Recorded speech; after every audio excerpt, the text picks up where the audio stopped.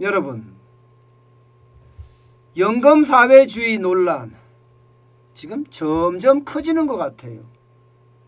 무슨 말이냐고요? 국민연금에 돈이 엄청나잖아요.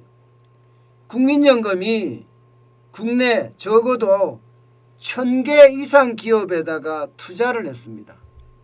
1000개 이상 기업에다가 뭐 삼성전자부터 시작해서 뭐 한두 개 투자한 게 아니잖아요. 적어도 말입니다.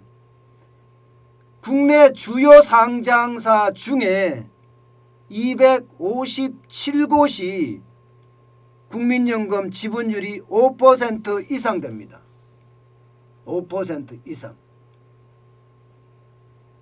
그런데 여기에서 이제 중요한 게 하나 나오기 시작하는 겁니다. 무슨 이야기냐?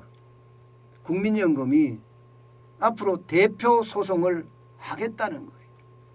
기업이 잘못한 거에 대해서 국민연금 자체가 나서서 단죄를 하겠다는 거예요. 단죄를 하겠다. 야, 여러분, 이런 일은요 전 세계 어디 가도 없습니다. 기금이 자국 기업을 소송으로 단죄를 하겠다는 데는 아무 데도 없습니다. 아무 데도. 그런데 지금 대한민국에서 그렇게 일어나고 있는 겁니다. 그러면 국민연금이 가운데 자리를 딱 잡고 대한민국 기업 1000여 개한테다가 너네 잘해? 못해? 그럼 내가 소송할게. 너네 잘못한 거 있어. 이렇게 기업을 국민연금이 통제를 할 수 있다는 거예요. 통제를. 무섭죠. 이게 바로 연금사회주의입니다. 국민연금이 통제를 하니까 사회주의식으로 통제를 하니까 연금사회주의예요. 그런데 이 통제를 하는 주체, 이 주체가 이제 문제입니다. 이번에 보건복지부에서 말입니다. 내놓은 지침도 바로 이 주체가 누구냐에 대한 문제예요. 지금까지는 여러분 보시는 것처럼 국민연금공단의 기금운영본부가 주체입니다. 쉽게 말하면 공기업의 기금을 운영하는 본부가 주체라는 거예요. 그런데 이 주체를 이제 바꾸겠다는 거예요. 바꾸겠다. 어디로 바꾸느냐?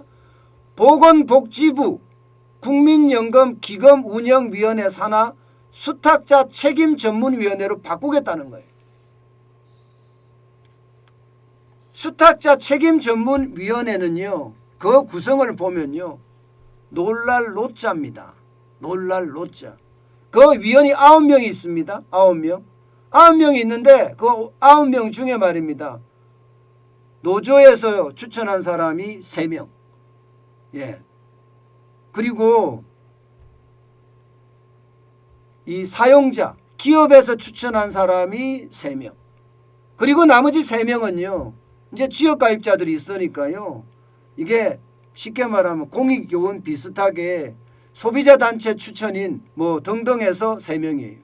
쉽게 말하면 정부가 임의적으로 지역가입자들 중에 추천위원을 선정할 수 있다는 거예요. 그러면 여러분 이게 정부의 입김이 9명에 다 작용을 한다는 거잖아요.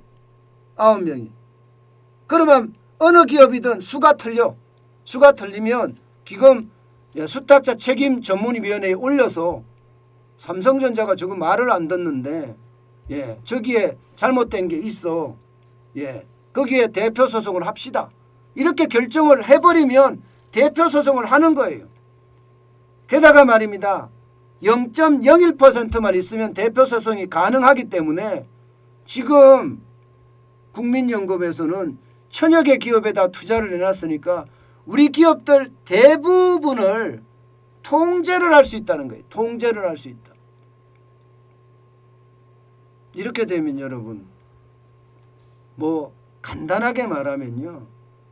국민의 돈으로 국민의 돈이잖아요. 이게 국민이 앞으로 노후에 쓸 돈이 국민연금이에요. 그 국민의 돈으로 지금 정부는 기업을 관치라는 게 관이 다스리는 거, 정부가 다스리는 거예요. 관치로 만들겠다. 이런 생각이라는 뜻입니다. 이게 진짜 무서운 생각입니다. 이것은 어떻게 생각하면 하나의 첫발을 내딛는 거지만 결국 말입니다. 정부와 노조가 어마어마한 국민연금의 기금을 가지고 기업들을 모조리 통제하겠다는 겁니다. 야, 이거는 여러분 말이 안 될 만큼 무시무시한 사회주의입니다. 그래서 연금사회주의란 말을 쓰는 거예요. 여러분 이 지표를 한번 보세요. 기금운영위원회로 가는 것도 문제예요. 그 안에 수탁자 책임 전문위원회로 가는 것도 문제고, 기금운영위원회라는 게 보건복지부 장관이 위원장이잖아요. 20명이 있다고 하지만 아무 의미 없습니다. 대부분 정부 측 인사들이 구성이 될 수밖에 없고, 이렇게 되면 여러분 기금이라는 게 국민연금, 우리 노후 자금들이잖아요. 그것을 가지고 이게 정치적인 입김이 굉장히 많이 좌우할 수 있습니다. 정치적인 입김이. 정부의 입김도 입김이지만 이게 정치적인 입김까지 작동을 하게 되면 여러분 이게 기금 운영이 엉망이 됩니다. 결국은 여론에 따라서 정치적 편향성에 따라서 계속 투자가 달라진다는 건데, 이것은요 근본을 바꾸는 거예요. 근본을 바꾸는 거예요. 그만큼 국민연금의 연기금은요 전 세계 1등일 정도로 기금이 많은 데다가 그 기금을 자칫 잘못 정치적으로 악용하거나 여론에 휘둘리면 이게 잘못하면 파산이 날 수도 있다는 거예요. 여러분 선진국 이런 줄 아세요? 선진국은요 절대 이렇게 편향적으로 정부가 운영하고 있지 않습니다. 기금이라고 하더라도 선진국 보세요. 일본만 하더라도요 GPIF라는 건데 이사장 1명, 민간 투자 금융 전문가가 9명이에요. 9명. 이게 최고 정책 결정 기구입니다. 노르웨이도 마찬가지입니다. GPFG라고 하는데 노르웨이 은행 이사회입니다. 총재 1명, 부총재 2명, 민간 전문가, 금융 전문가가 7명이에요. 여기에 뭐 노조가 들어간다든가 비전문가가 들어간다든가 그런 게 아예 없습니다. 캐나다도 보세요. 캐나다도 금융기관의 최고 경영자 5명, 일반 기업의 최고 경영자 5명, 학계 전문가 1명, 변호사 1명, 이렇게 대부분 말입니다. 어떻게 하면 돈을 불릴 것인가, 어떻게 하면 국민들의 노후를 챙길 것인가, 여기에 중심이 맞춰져 있습니다. 그런데 우리 국민연금은 이대로 가면 전무후무한 일들이 많이 발생될 수밖에 없습니다. 전무후무한 일들이. 그중에 대표적인 게 말입니다. 어느 나라에서도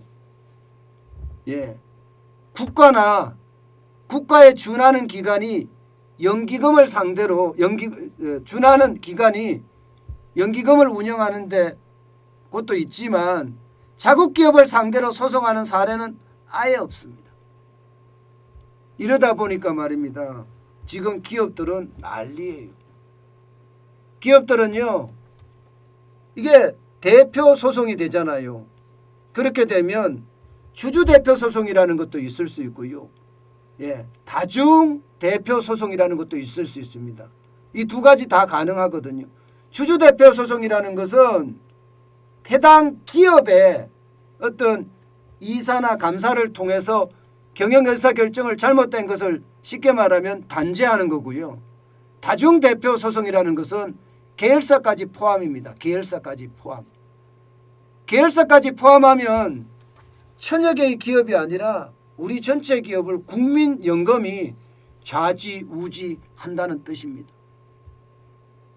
여러분 이것은요 그 어느 때보다 이게 엄청난 파장을 불러올 수도 있습니다. 결국 말입니다. 문재인 정부는요 기업이 잘 되는 걸 못 봐요. 국민이 편안하게 사는 걸 진짜 못 본다 이런 생각이 들 정도예요. 이렇게 되면 연금 사회주의가 실제로 바닥에 안착이 돼서 대한민국이 사회주의로 가는 것 아닌가. 그런 생각을 솔직히 지울 수가 없습니다. 참 무섭죠. 무섭습니다.